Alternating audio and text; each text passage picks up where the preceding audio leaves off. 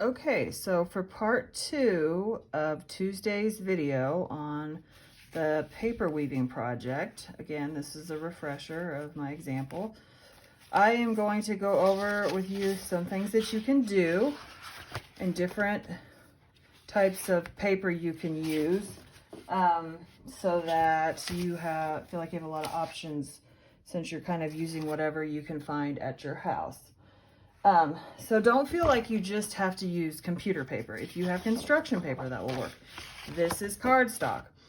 If you have any kind of like file folder that your parents don't need, you know, you can pick the side that doesn't have anything and then decorate that. This is watercolor paper. If you have mixed media paper, cardstock you can paint. I don't know what I did with it, but I had like an example of like a little bag that I had, you know, like a gift bag, that would work. Anything like that. Oh, here it is, gift bag. You could do this, you know, there's just so many different options. Now this wouldn't probably be long enough, you'd have to cut it and then tape it, but those are different options you could have. So first I'm gonna start off with the watercoloring. All right, so all I did with this is just lay down some color really fast. Then I'm going to come back in and make it a little bit more interesting. Remember, it's all about layering. If you just do one layer, it's not going to look right. And the video that I put on the stream last week that was called like refresher on watercolor painting, that has more tips that you can look at that can be helpful on that one. Let's see, where did I stick it? Oh, let me go grab it real quick. I did this one on there real fast. Something like this would be great, and then you can cut it up or tear it up.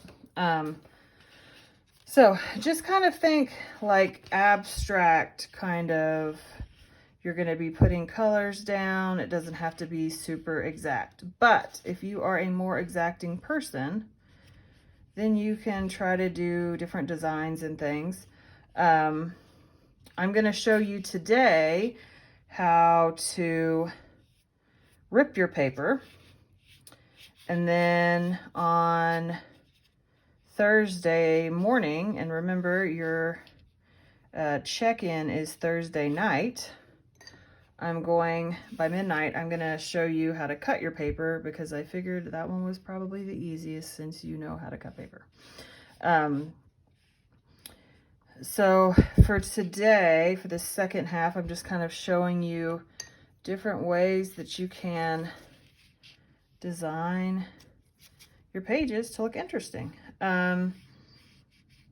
You can also use torn up books and use the letters in indistinct ways where it's just a bunch of letters and words, or you can have it where you're focusing the words so that, you know, you're cutting out the word, you know, family and gluing it down in a precise position so that it shows well when the project is finished, so it stands out.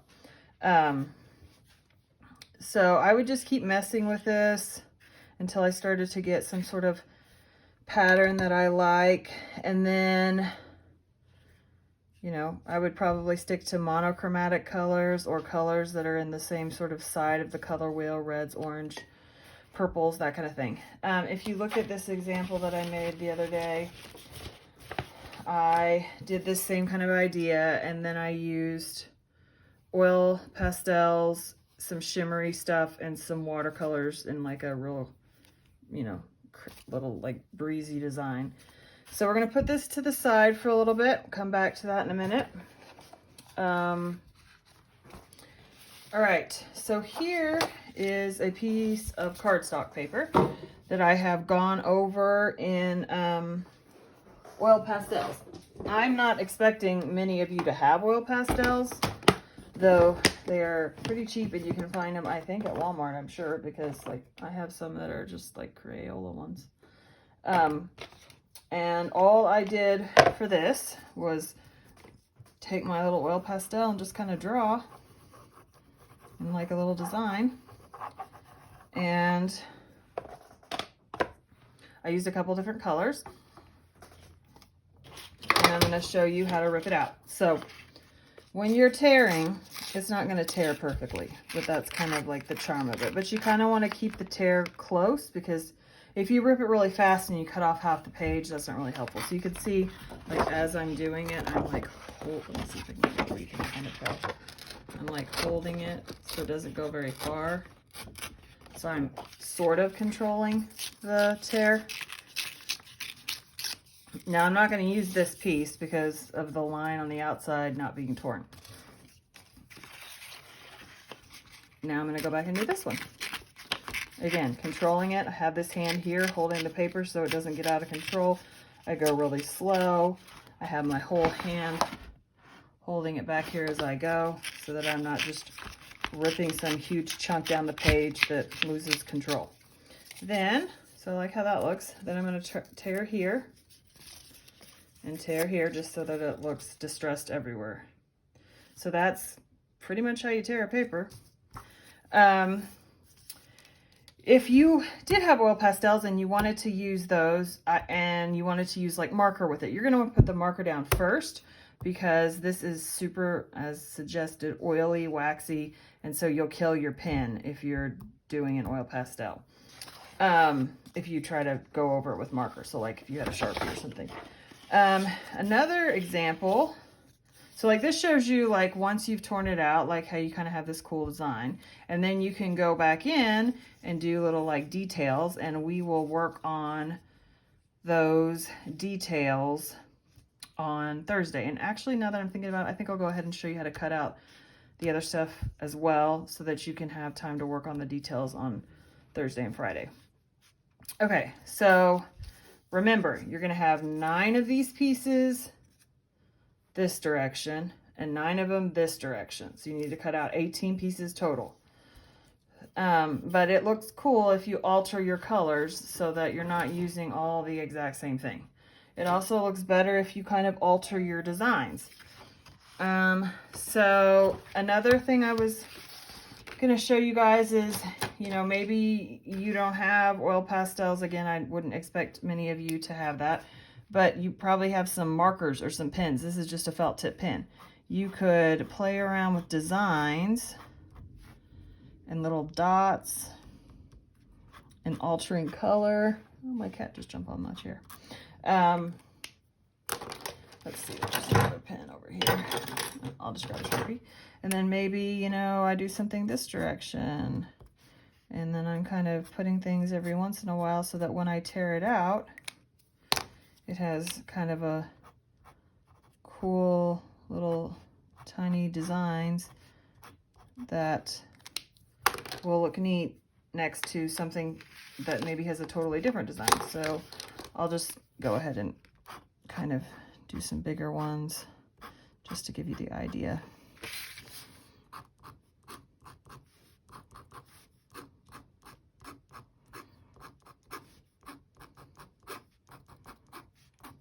Doing this paper weaving project is kind of like collaging. It's like you're going to try lots of different things and put them together, and then, you know, pick things up and move them around until you get things the way that you like.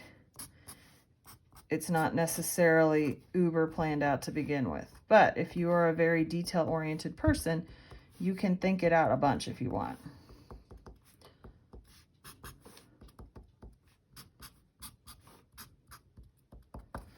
Okay, and now I'm going to tear this one.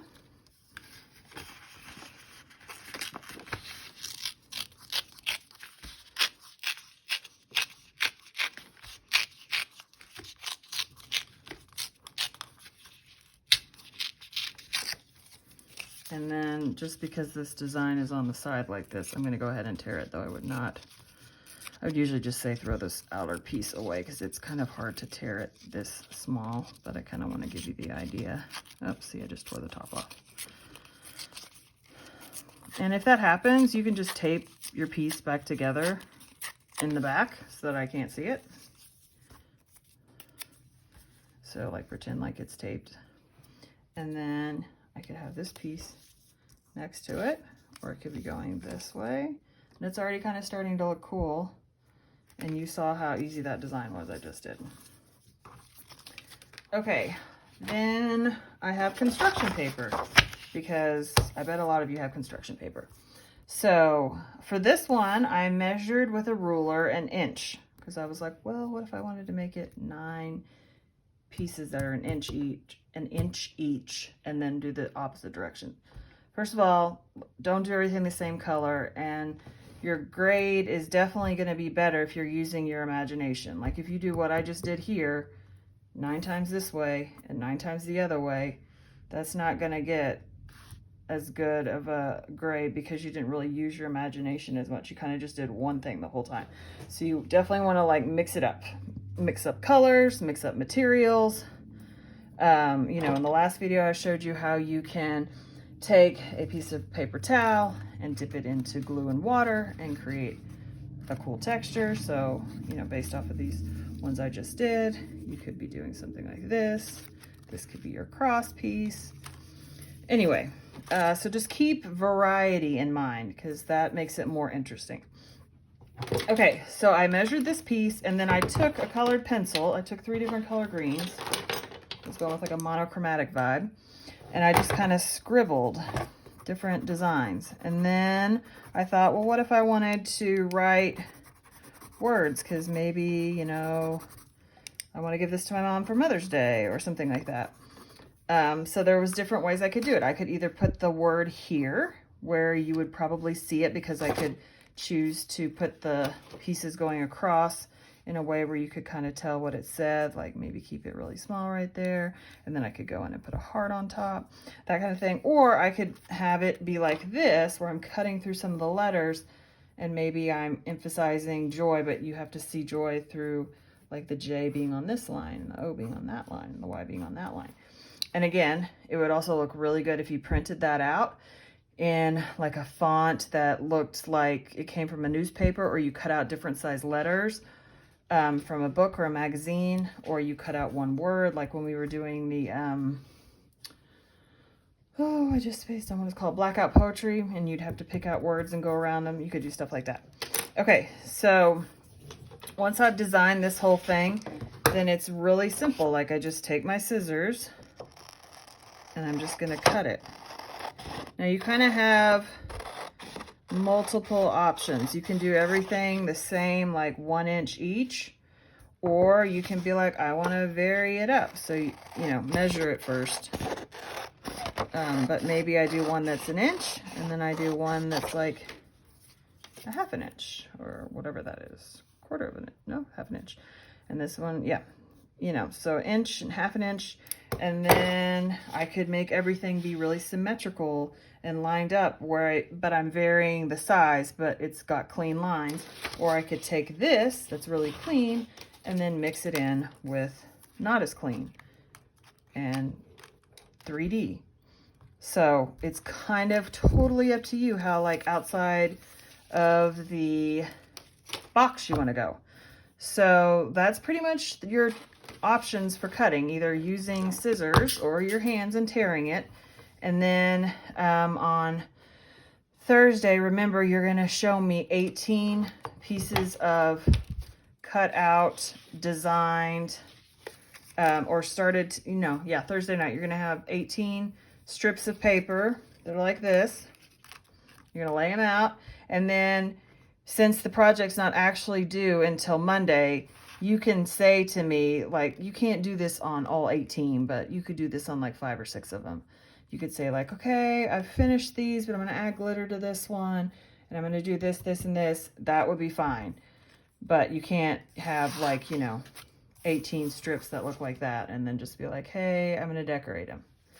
Because I'm trying to see if you kind of have the right idea along the way. So on Thursday's video, I'm going to show you glitter options, 3D elements, maybe a little bit of sewing, using different things like yarn and stuff like that. And then on Friday's video, I'm going to show you how to put it all together. So if you guys have any questions, just let me know. I'm excited to see what you come up with. Thanks, guys.